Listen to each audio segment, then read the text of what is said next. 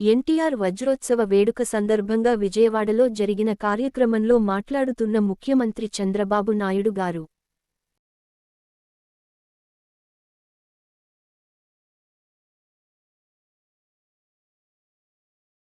భారతదేశ సినీ చరిత్రలో ఎన్టీఆర్ల విభిన్న పాత్రలో పోషించినటువంటి ఒక నటుడు వేరే వాళ్ళు ఎవ్వరు దొరకరు, ఎవరు కనిపించరు. ఏ పాత్ర పోషించినా ఆయన మీరు చూస్తే ఆ పాత్రలో జీవించాడు. ఒక వెంకటేశ్వర స్వామి పాత్ర వేయాలన్నా, శ్రీకృష్ణుడు పాత్ర వేయాలన్నా ఆయన ఒక క్రమశిక్షణ. నాన్ వెజిటేరియన్ తినేవాడు కాదు. అదే సమయంలో ఇంట్లో కూడా మంచం మీద పడుకునేవాడు కాదు, చాప మీద పడుకునేవాడు.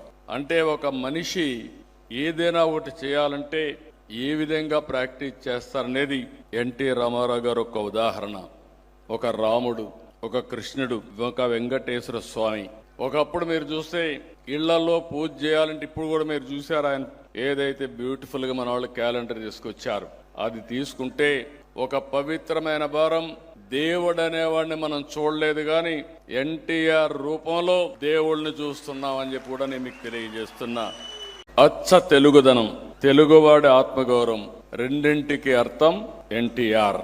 ఒక చిన్న రైతు బిడ్డ నుంచి తెలుగు సినీ చరిత్రలో ఒక ఎవరెస్ట్గా ఎదగడం, 9 నెలల్లోనే పార్టీ పెట్టి ముఖ్యమంత్రి కావడం చరిత్రలో ఎక్కడా జరగలేదు.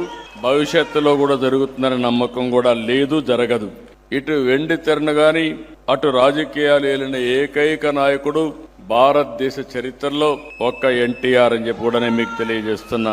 రంగం ఏదైనా ఆయన అడుగు పెట్టిన ప్రతి చోట సువర్ణ అధ్యయనమే.